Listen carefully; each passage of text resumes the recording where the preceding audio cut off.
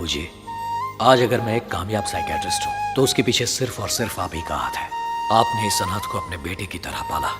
आपके एहसानों को मैं कभी नहीं भुला सकता। भले ही आज आप हमारे बीच इस दुनिया में नहीं है, पर हमारी यादों में हमेशा जिंदा रहेंगे।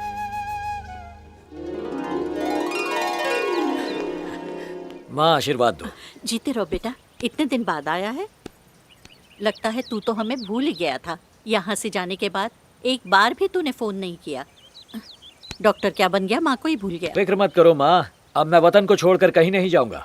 यहीं तुम लोगों के साथ रहूंगा और तुम सबका ख्याल रखूंगा। सबका ख्याल तो तू रख सकता है बेटा, पर मेरी परेशानियों को कौन दूर करेगा? तुम्हारी सारी परेशानियां मैं दूर कर दूंगा माँ, फिक्र मत करो। अरे तूने तो मेरी मन की बात पढ़ ली। कैसे बेटा? माँ ये जादूगर है। ये किसी का चेहरा देखकर उसके मन में क्या चल रहा है सब बता सकता है। ये सिर्फ डॉक्टर नहीं है, एक जाना माना माइंड रीडर भी है। अभी पिछले साल ही इसे अमेरिकन गवर्नमेंट ने अवार्ड भी दिया है। बस मैं समझ गई। ये कोई रॉकेट साइंस नहीं है माँ। प्रैक्टिस से कोई भी इसे आसानी से सीख सकता है। वो सब छोड़ो माँ, ये बताओ कि काम के सिलसिले में अगर सुमित विंध्यपुरम जाकर रहता है तो आखिर उसमें क्या प्रॉब्लम है? तू नहीं जानता शंकर, मैंने सोचा था इसकी शादी गायत्री के छोटे भाई की बेटी प्रिया से करके टूटे रिश्तों को फिर से जोड़ लूंगी, पर इसने भी वही किया। अपनी मर्जी से लव मैरिज कर ली। मुझे पता था तू हंसेगा, क्योंकि तू उस घर में रहने वाली गायत्री को नहीं जानता। वो इतनी खतरनाक है कि उस घर में रहने वाले उसके भाई तक डरते हैं। ये वही गंगा को ले जा रहा है और मुझे पूरा यकीन है कि वो गायत्री इससे बदला लेने की पूरी कोशिश पर करेगी। माँ, मैं उनके घर नहीं ठहरूंगा। तो फिर कहाँ रहोगे? उस गांव में जो पुरानी हवेली है उसे मैंने खरीद लिया है, मैं वहीं रहूंगा।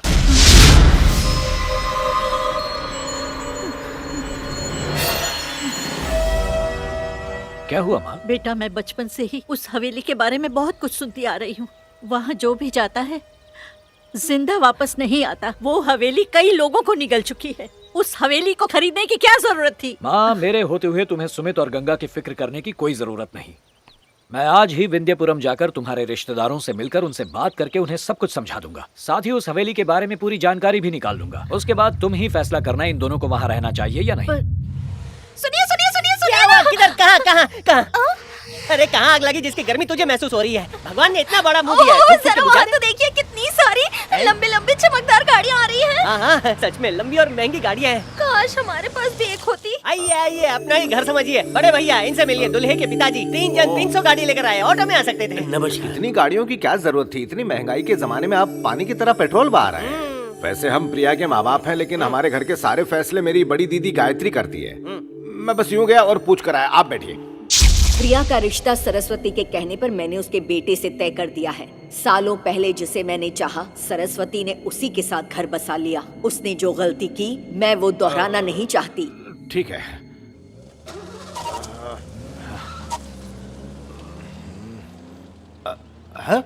अरे सब लोग कहाँ गए? अरे दीदी की भौंपू जैसी आवाज सुन के वो लोग कबूतर की तरह फुर्र हो गए। क्या बात कर रहा है? हमारी शादी को 8 साल हो चुके हैं और इन 8 सालों में सरस्वती काकी के परिवार से आज तक हमें कोई मिलने नहीं आया। अरे वो लोग कभी मिलने नहीं आए तो अच्छा ही है ना। ये सारी जमीन जायदाद हमारे हिस्से आएगी। उसमें हमारे बच्चे कबड्डी खेलेंगे। ए पोपट, ए दुल्हे राजा, फड़फड़ाते हुए आजा।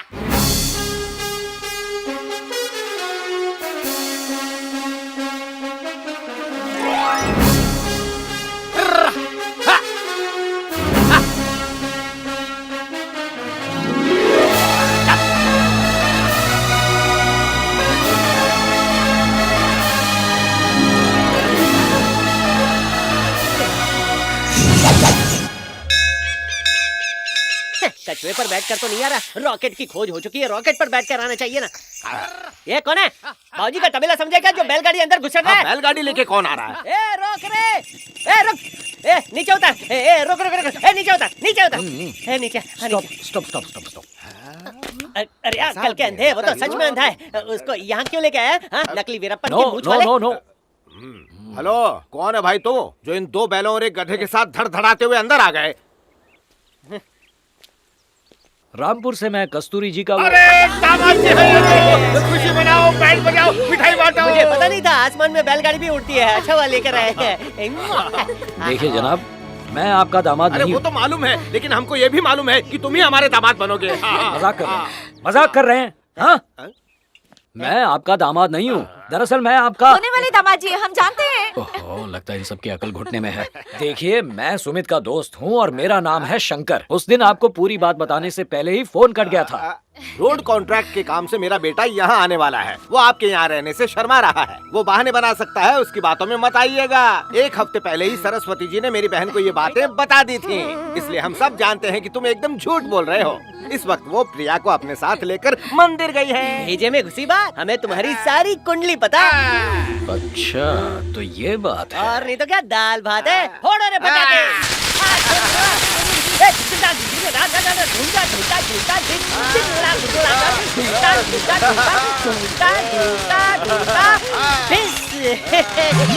ये कहाँ ठीक हो गया? अरे यार, ढंगिनी भी गायब हो गई।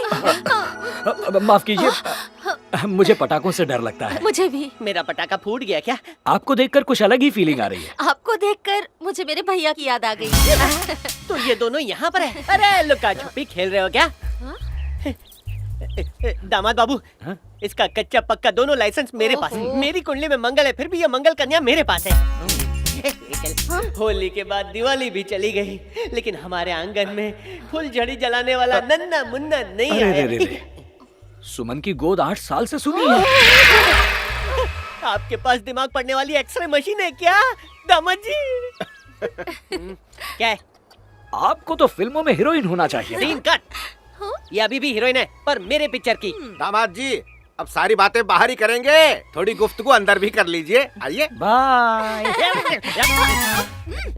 मैंने जिसके आने की खुशी में सस्ते वाले पटाखे फोड़े, वो तो पति पत्नी के बीच में महंगी मिसाइल छोड़ रहा है। मेरी मर्जी। दामाद जी, मेरी चुप बात रहिए। सुनिए। बैलगाड़ी से आए हैं, थक गए होंगे, इसलिए गुसल खाने में जाके गुफ्तगू कीजिए। क्या हो गया? बड़े भैया, इसका रिटर्न टिकट निकालो। लेकिन क्यों? अपनी किडनी बेचकर इसके टिकट के पैसे दूंगा। अगर ये घर में आ गया ना, तो हम सबको घर के बाहर निकलना पड़ेगा कटोरा अबे लेके। चुप कर मनूस। मनूस तो वो है। अब क्यों बुला रहा है? हे ऊपर वाले, तू इसको बुला ले। तुम ये नहीं चाहते कि मैं यहाँ पर रहूं, है ना? यहाँ आते हुए रास्ते में विंध्यपुरम हवेली के बारे में मैंने बहुत लोगों से पूछताछ की, पर किसी ने कुछ नहीं बताया। हाँ तो? अगर तुम मुझे विंध्यपुरम हवेली पहुँचा दोगे तो मैं यहाँ पर नहीं रहूंगा, वरना क्या? यहीं रहूंगा। ठीक है, ले जाऊंगा, लेकिन एक वादा करो, बात से मुकर तो नहीं जाओगे? चाहो तो आजमा सकते हो। आजमा खराब हो गया क्या? जो तुमको आजमाऊंगा। ए अंदर जा, मेकअप कर। जाती हूँ। गेट भी भूतों के लिए खुला छोड़ा है। इस हवेली में ना बहुत सारे कमरे हैं, जाओ पैर फैला के सो जाओ, हड़प लो हवेली। बाय। जरा साइकिल छोड़ो। भाड़े पे चाहिए क्या? क्या है? चलो मेरे अरे साथ। कहाँ लेके जा रहे हो?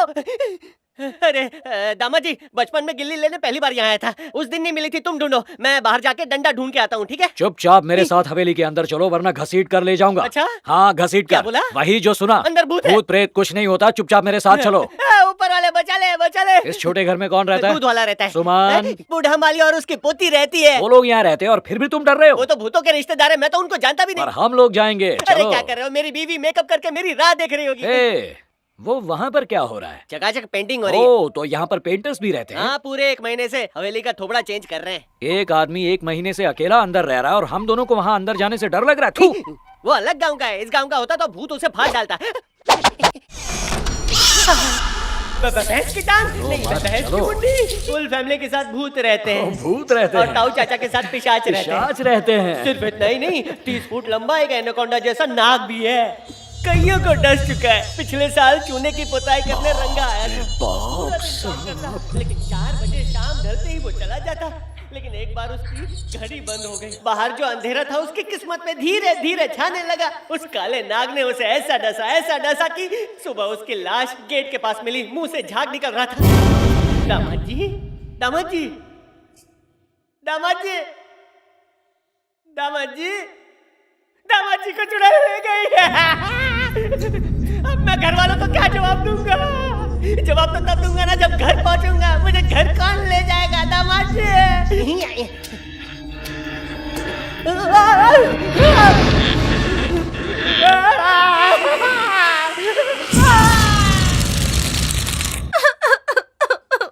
अरे चुप कर। सुनिए जी, सुनिए ना। मुकेश, होश में आ। ए मुकेश, मुकेश होश में आ। तू चुपचाप अच्छा नहीं लगता मेरे भाई, तेरे इस मुंह से बकवास ही अच्छी लगती है। दामाद जी ये बताइए इसको भूतिया बंगले में ले जाने की क्या जरूरत थी? अब देखिए उस चुड़ैल ने मेरे हंसते खेलते भाई की क्या हालत कर दी है, जैसे कोई लाश खड़े खड़े हंस रही है। कुछ कीजिए, बड़ा डरावना लगता है ये। हैं?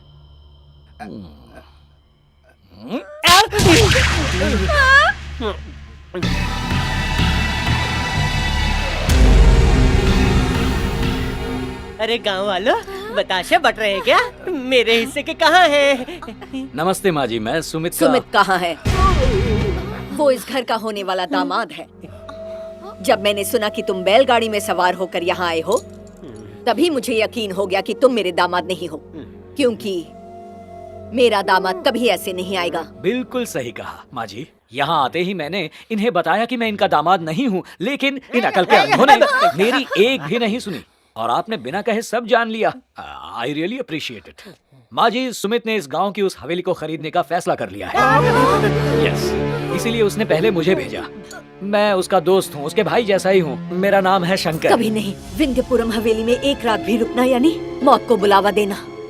वहाँ जाना खतरे से खाली नहीं।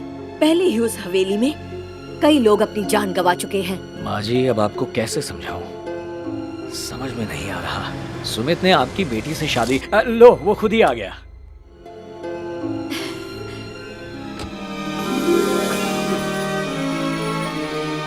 दामाद चूना लगाता है।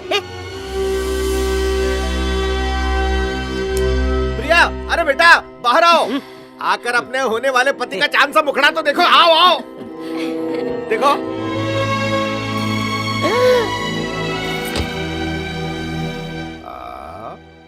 इनका नाम गंगा है, मेरी पत्नी।